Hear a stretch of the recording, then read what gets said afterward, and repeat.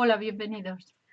Otra lectura del Vergel espiritual del alma religiosa, un libro sobre la meditación de la pasión de Jesucristo. El autor es Fray Juan de los Ángeles, un místico español del siglo XVI. Vamos con el siguiente capítulo. Capítulo 18, en que se prosigue la materia del pasado y se trata de los improperios de la cruz y milagros con que el Padre Eterno honraba a su Hijo en tanta deshonra y mostraba ser Dios cuando apenas parecía hombre.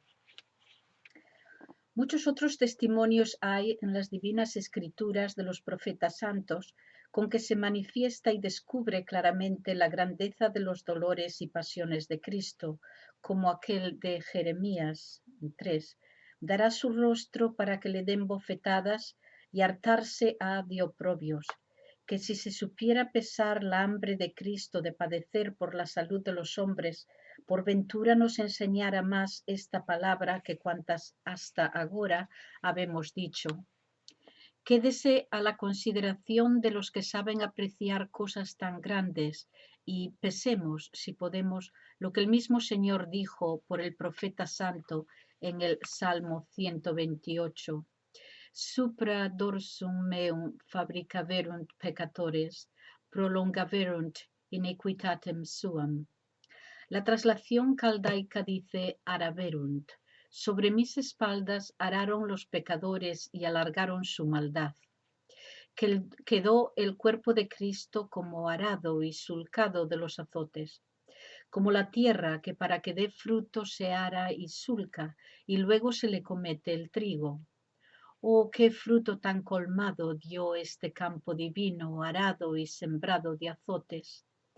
El mismo Señor manifestó el estrago que los impíos y crueles enemigos habían de hacer en su cuerpo inocentísimo y el fruto que de ahí se había de sacar, diciendo en Juan 12, Nisi granum frumenti cadens in terram, mortuum fuerit, ipsum solum manet, si autem mortuam fuerit, multum fructum affert.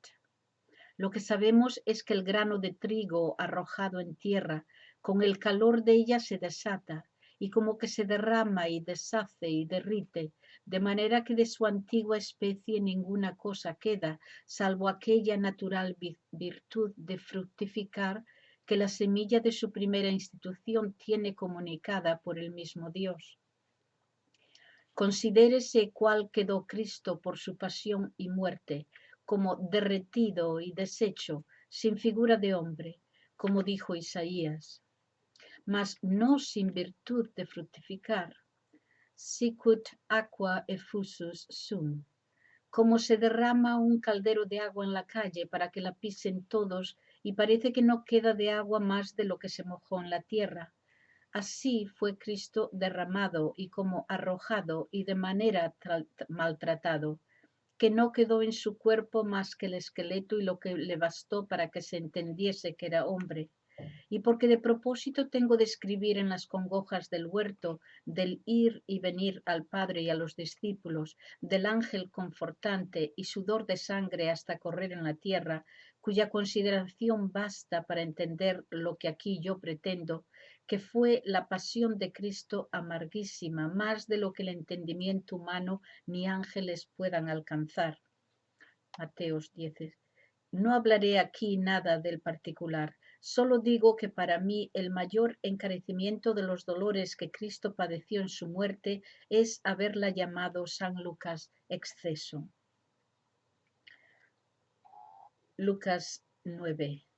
Loquevantur de excessum. La Vulgata pone dicebant excessum. Loquevantur de exceso quen completurus erat in Jerusalén. Esta plática tuvo Cristo Señor nuestro con sus amigos Moisés y Elías, oyéndola San Pedro, San Juan y Santiago en el monte Tabor, estando transfigurado delante de todos ellos.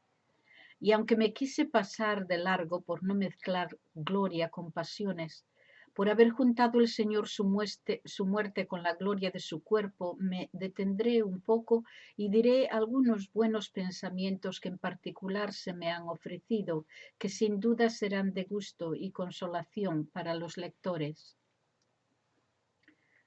Sección 2. Loquebantur de exceso. En el contexto griego se lee loquebantur de disceso. Eutimio lee loquebantur de gloria. Digamos primero del exceso, que refiriéndose a Cristo en ninguna manera parece que le conviene, porque le confesamos Hijo de Dios, y Dios con su Padre, que todas las cosas crió y ordenó con peso, número y medida. Lo cierto es que si un puro hombre hiciera por otro hombre lo que Dios hizo y padeció por los hombres, ningún hombre se le pudiera dar sino este exceso. Quédese pues a un cabo la consideración de que es Dios el que padece por los hombres, y pongámosla por un poco de tiempo en que no es más que hombre. ¿Quién no dirá que en esta obra perdió los estribos? ¿Quién no dirá que salió de sí y excedió los límites de la razón y que estuvo demasiado? ¿Qué de trabajos, qué de persecuciones, qué de afrentas, qué de miserias, qué muerte tan cruel? ¿Hay guarismo con que se numeren sus dolores? ¿Hay peso con que se pesen sus tormentos? ¿Hay medida con que se midan sus penas? Padece cárceles y cadenas como flaco, padece escarnios y baldones como necio, padece y sufre bofetadas y salivas como blasfemo, sufre azotes y muertes de cruz como facineroso y malhechor. Isaías, como ya vimos, le llamó varón de dolores, o porque con ánimo varonil los padeció, o porque ningún dolor hubo que no se registrase en él. Fue su pasión, como queda dicho, universal, así por la universidad de los atormentadores y penas, dice universidad, no universalidad, así como la universidad de los atormentadores y penas, como porque padeció en todos los bienes que llamamos de fortuna y en sus miembros todos, sin quedar uno reservado de padecer. Pues pregunto yo a los lectores piadosos, este hombre que voluntariamente y con tanto amor tales cosas padece, ¿está en sí o fuera de sí? ¿No son todos estos excesos? Pues juntemos a Dios en este hombre y volvamos a andar las estaciones que con solo el hombre habemos andado. ¿Qué tiene que ver el Todopoderoso con las cárceles y cadenas? ¿Qué la sabiduría eterna del Padre con las afrentas y escarnios? ¿Qué la bondad infinita con las bofetadas y salivas? ¿Qué los azotes y la horrible y espantosa muerte de cruz con el que es la misma justicia? Afirmad la consideración en este punto que no es puro hombre el que hace estos excesos, sino Dios hombre. Loquebantur de exceso. San Pablo, escribiendo a los de Éfeso, dijo, 2, que estuvo Dios demasiado, si así se puede decir, cuando envió su Hijo al mundo para que con su muerte nos diese vida. Y el mismo Señor se confiesa herido del amor de su esposa, la Iglesia, en el cántico, Cantar 4. Vulnerasti cor meum, soror meo, esponsa, etc. Los hebreos leen excordasti vel fascinasti. Cuando un hombre hace desatinos por alguna mujer que quiere bien, acostumbramos a decir que está hechizado o desacordado, que hay allá dentro otro que manda más que él. Pues ¿qué diremos de Dios azotado, escupido, puesto entre dos ladrones y muerto por los hombres? ¿Qué hace excesos? Poco es. Diremos que está hechizado o desacordado o tomado del vino del amor. ¿Quién descubrió a Noé y le sujetó a que su hijo mayor mofase y burlase de él? El vino sin ninguna duda, porque él hombre justo y honesto era, que por eso, vuelto en sí, maldijo a su hijo, El vino le descubre y le saca a la vergüenza. Y a Dios, ¿quién le tiene desnudo en la cruz? ¿Quién le manda? ¿Quién le rige? ¿Quién le gobierna? El amor. Por eso hace excesos, porque el amor es excesivo.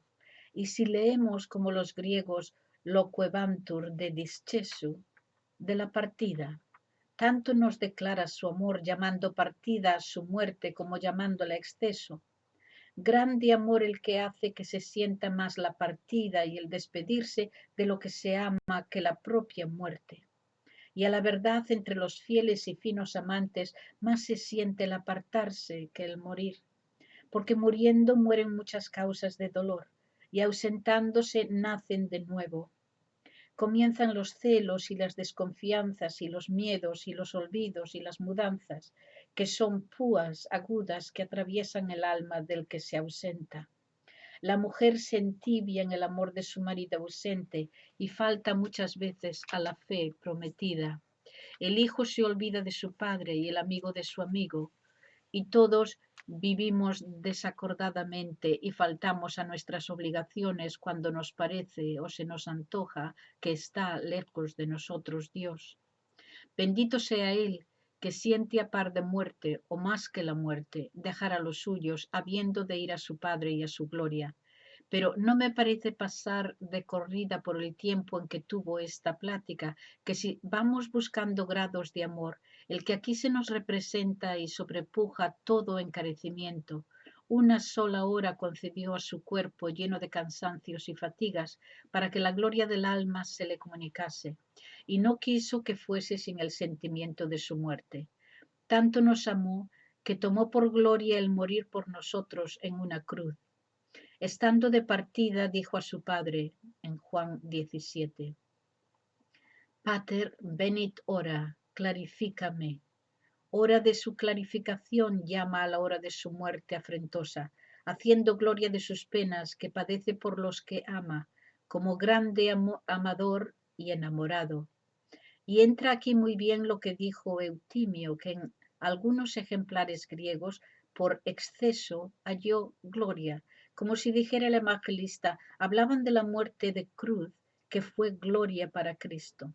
Solía ser pena y castigo de pecado gravísimos y de malhechores, mas en Cristo fue gloria, y la que más declaró la grandeza de su amor para los hombres.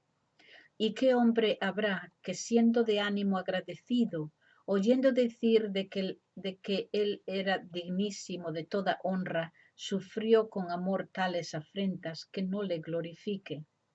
Grande ponderación del amor de Cristo, dice Crisóstomo, que hablando de la ignominia de la cruz, diga San Lucas que hablaban de la gloria.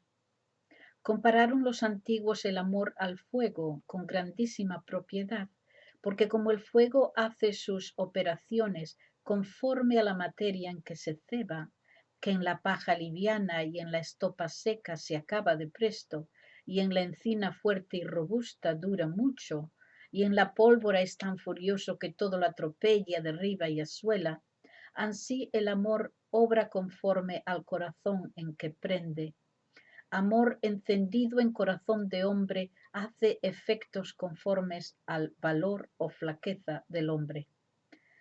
Mas encendido en corazón de Dios, ¿qué ha de ser sino divino? ¿Qué ha de producir sino afectos celestiales? Ese le hace a Cristo tener por fácil lo más dificultoso y por suave lo más terrible y amargo, como lo es la muerte, y por exaltación y gloria el abatamiento de la cruz. Sacamos de lo dicho, para consuelo de nuestras almas, que la muerte de Cristo se llama exceso, partida y gloria. Exceso porque extendiendo en el amor excedió en las pasiones, y pudiendo redimirnos con solo una gota de su sangre, no quiso que le quedase gota en su cuerpo. Partida porque el apartarse de los suyos le fue no menos molesto que la muerte. Gloria, porque se ve cuánto pudo el amor, pues volvió las deshonras en honra y en gloria las afrentas de la cruz. En el Tabor se habla del exceso, y en el Calvario se ven muchos excesos. ¿Quién vio a Job en su palacio como grande entre los orientales, vestido como vestían los reyes? Job 1. Y le vio después en un muladar, desnudo y lleno de lepra, que no saliese de sí con admiración y pasmo. 7 días estuvieron sus amigos sin hablar palabra, espantados de tan gran mudanza, cotejando el muladar y el palacio.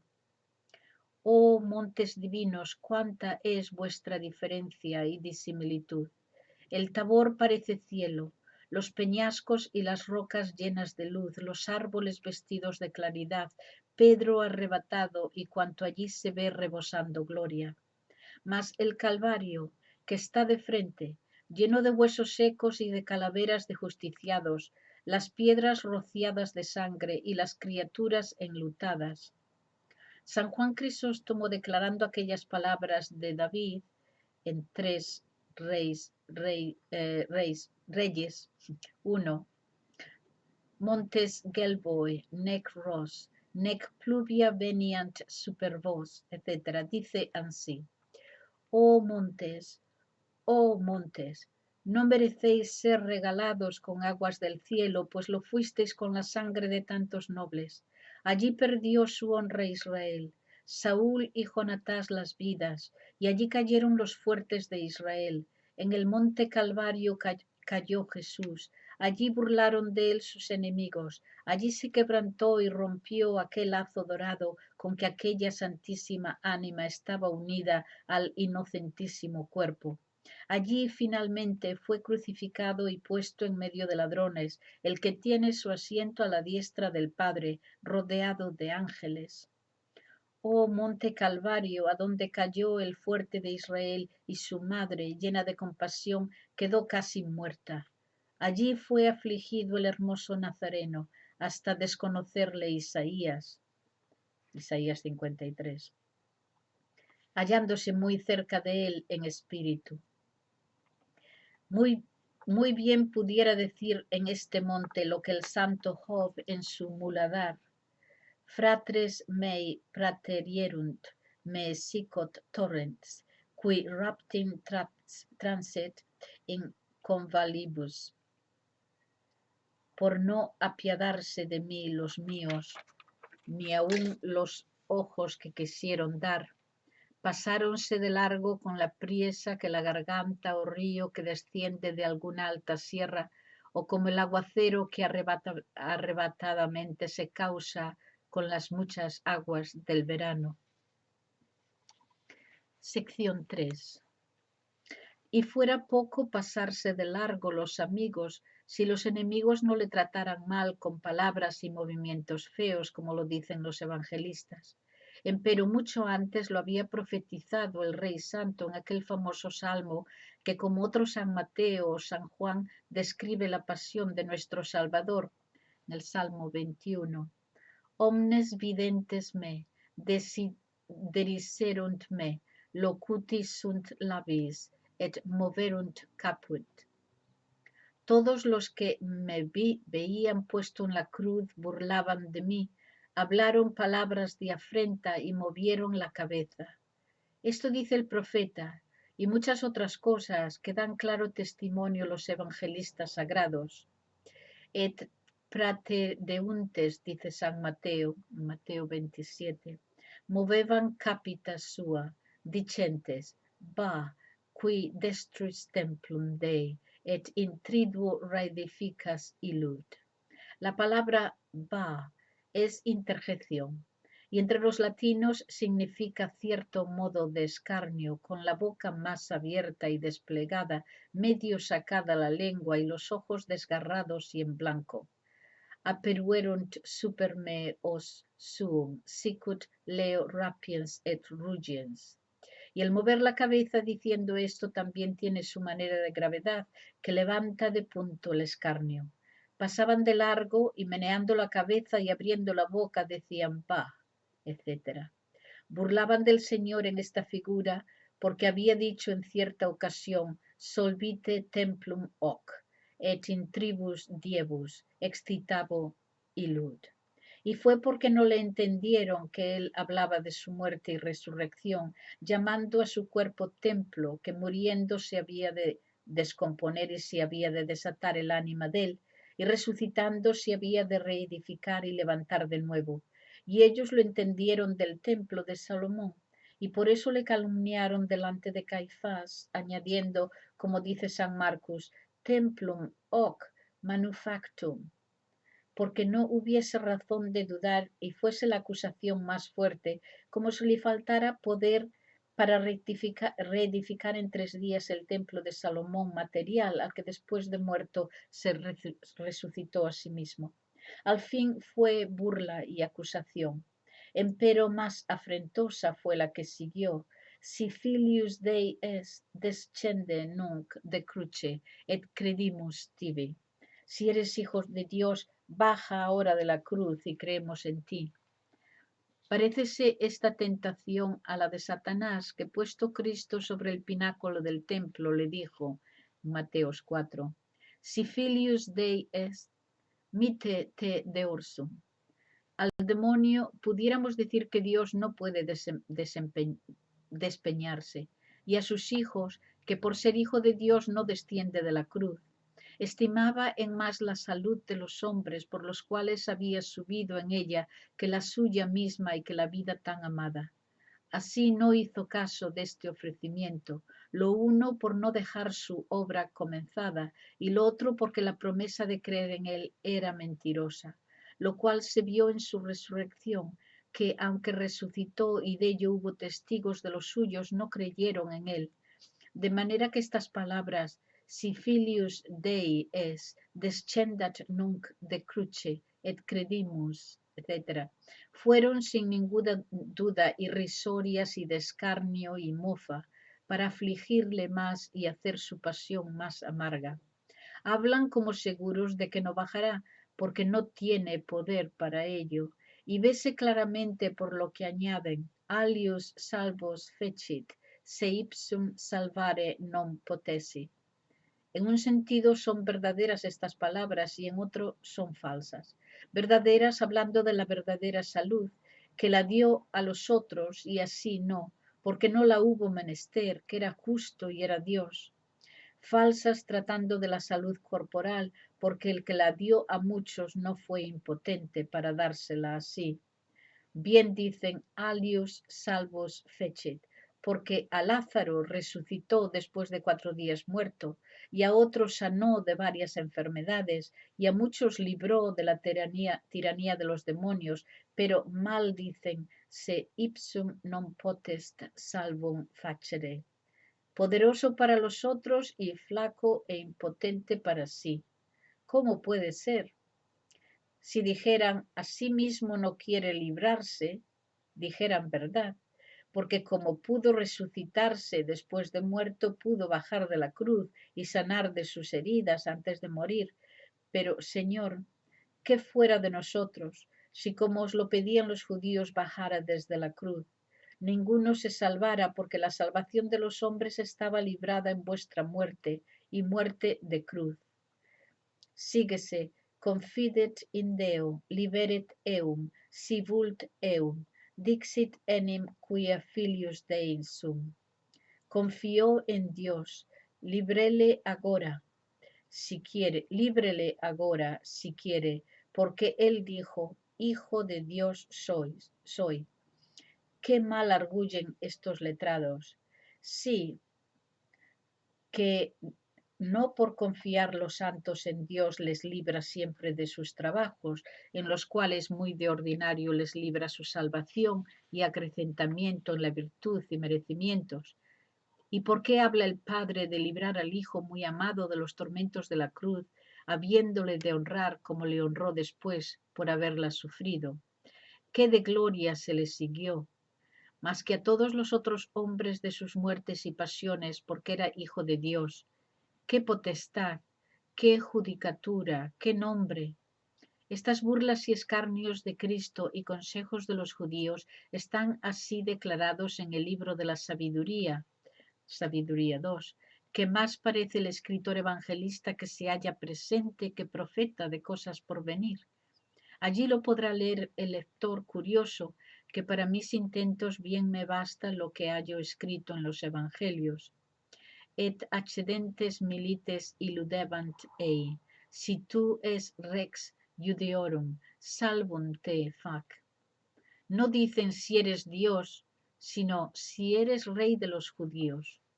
Eran gentiles los que esto decían, y no conocían divinidad en Cristo, sino humanidad tan solamente, y eran de los que le acusaban que afectaba el reino y que se hacía rey.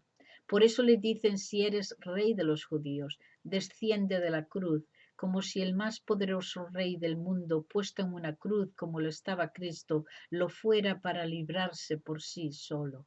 Fue mofa, como las demás.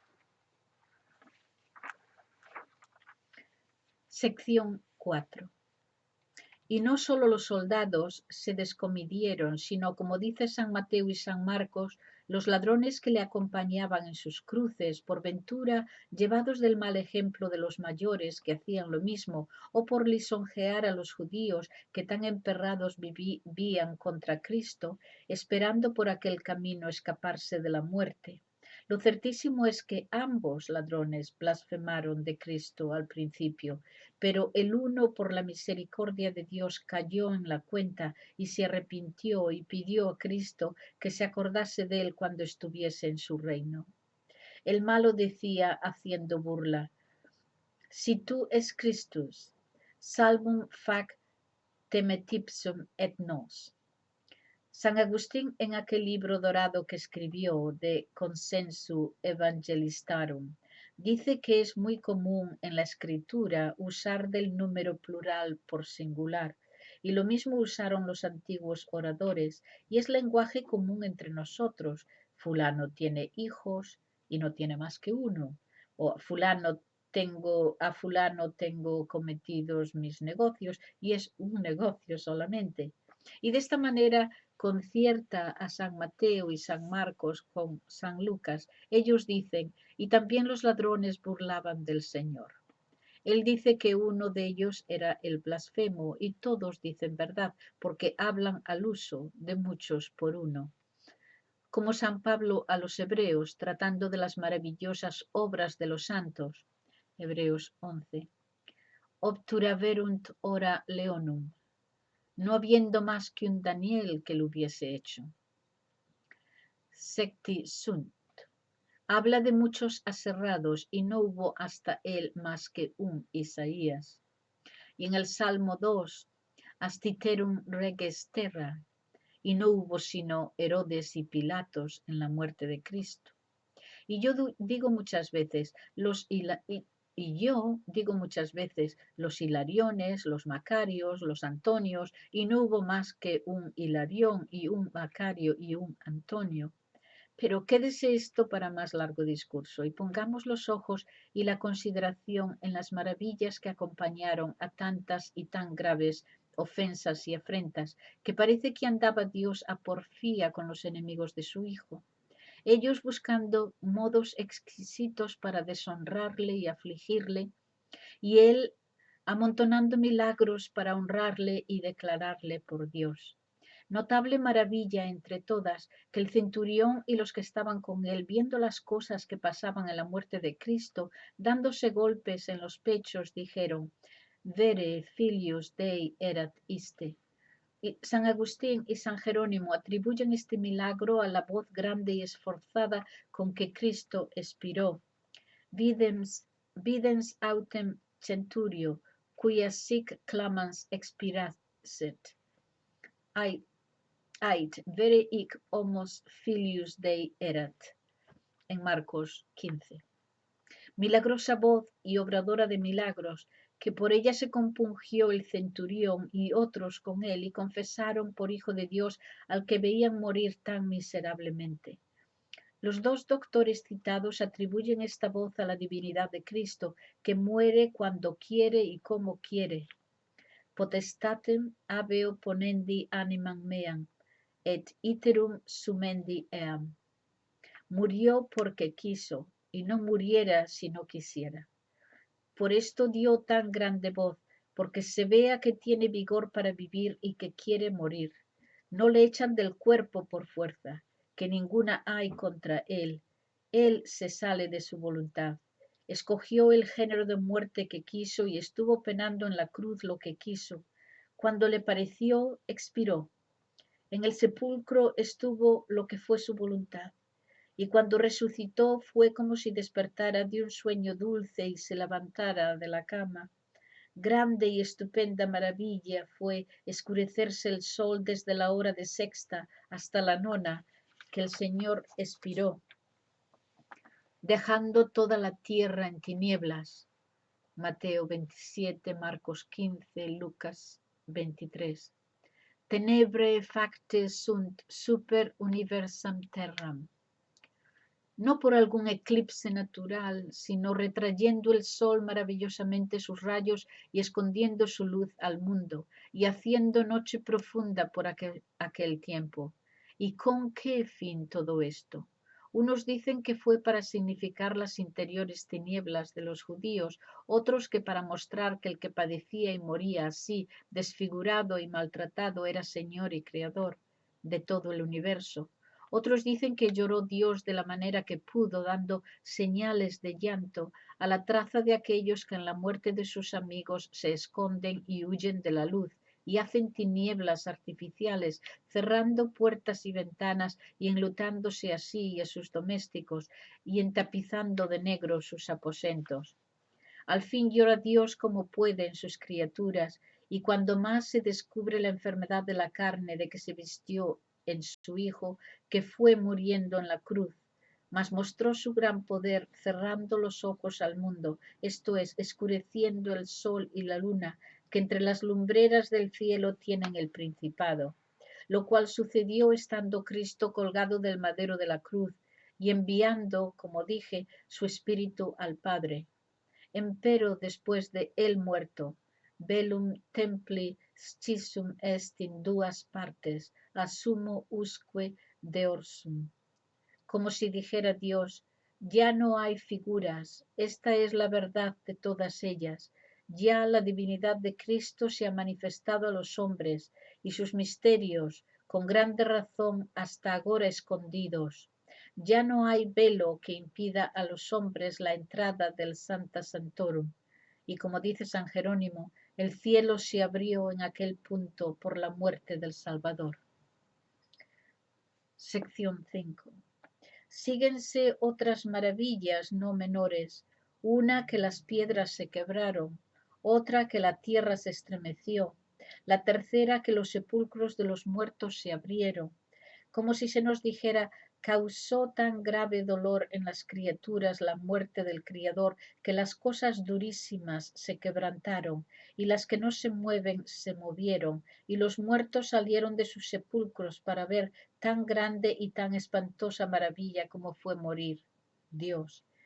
Y para acabar con este capítulo, en una palabra diré lo que pide un largo tratado, que viniendo los soldados a quebrar a Cristo las piernas para abreviar con él como con los ladrones, hallándole ya muerto, unus militum lancia hiatus eus aperuit e continuo exhibit sanguis et aqua. Oh pertinacia de judíos, muerto Cristo le quisieron afrentar abriéndole el costado con una lanza, y por eso camino hizo Dios un gran milagro, que fue sacar agua y sangre de un cuerpo muerto. San Agustín sobre estas palabras dice divinamente, bueno, vamos a ver, esta es una gran cita que ocupa un cuarto de página en latín y no me atrevo.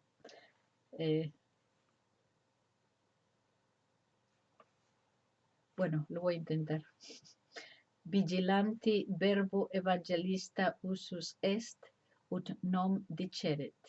Latus eius percussit, au vulnerabit, sed aperuit.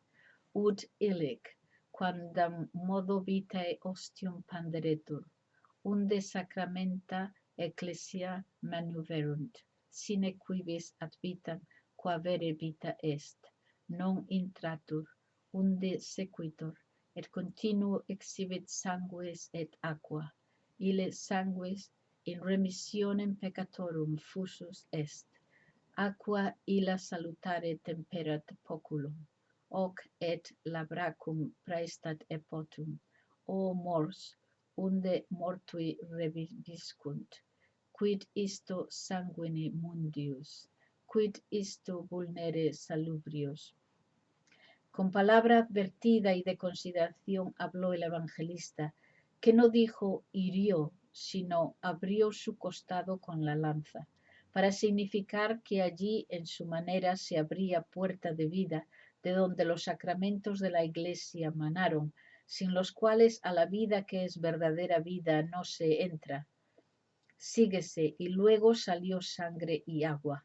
Aquella sangre para remisión de pecados se derramó, y aquella agua tiempla una saludable bebida, y uno y otro nos dan bebida y lavatorio.